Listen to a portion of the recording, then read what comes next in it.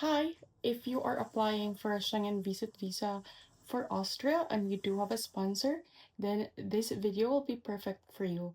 So in this video, I will tell you how I applied, what documents I prepared, and what the sponsor needs to prepare as well. My name is Angel, and I'm a Filipino passport holder. And last year, I just applied for a Schengen Visit Visa for Austria, and I will tell you the step-by-step process of how I did it. What is the Visa C? So this is the meaning of the Visa C. For the first step, where to apply. You need to apply at the VFS of the country where you'll stay the longest. So in my case, it was Austria. So I applied VFS for Austria in Cebu, since VFS Cebu is the nearest VFS site from where I lived. Step 2, guys, is booking your VFS appointment. So it's important to book your appointment early because sometimes the appointment fill up so quickly. So, and also do not forget to print the appointment confirmation, as you need that during your appointment. 3, guys, is the documents. I will put it on the screen. The documents I submitted during my appointment, and you can also visit the Austrian website for more informations about the documents that you submit. All of the documents I submitted, guys, are all scanned copy, by the way. And then the step 4 is attend your VFS appointment day. Of course, you need to be there early, and expectation is, guys, back when I applied for my Schengen visit visa, I actually answered a few questions, but it was like a written question, so I forgot, like, I forgot the questions. I guess the only thing I remembered is where did we meet and how did we meet, if I'm not mistaken. Yeah, they asked me like 3 questions, 4, yeah, during my first application. That's actually it. And then I just waited for my result. I got approved for 49 days, since I just requested for 49 days. Since this is a fully sponsored, guys, your sponsor needs to secure an EVE, or what they call the Elektronische Verpflichtungserklärung, or the Declaration of Liability or Sponsorship.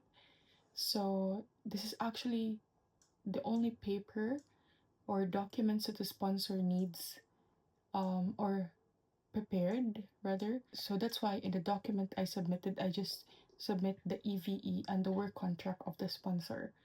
So because you don't need to submit like financial documents, because in the EVE, guys, when they get the EVE, when the sponsor get the EVE in the Polizei of their district, they will give, they will show their financial proof, their work contract, their bank certificates, their bank statements there. So you don't need to ask the sponsor about that. So EVE is actually just a number, guys, a combination of number that the embassy can pull up after like 48 hours of getting it, if I'm not mistaken. Yeah, that's really just the most important documents that the sponsor needs to prepare. Because in this application, guys, it would they would not like focus on the applicant's financial capability. It will focus more on the sponsor's capability, since it's a sponsor, it's fully sponsor. So yeah, what the applicant needs to do is to have a strong proof of ties.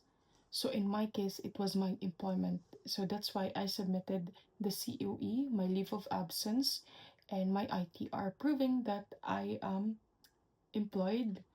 Also, it is important to create a good cover letter.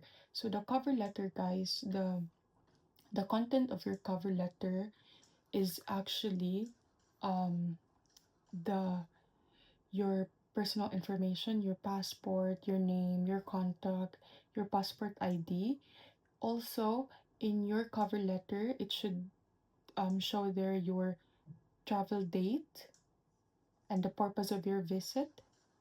And then also, you need to convince the consul in your cover letter that you have the strong intent to return um to your home country. That's what I did. I just made a strong cover letter.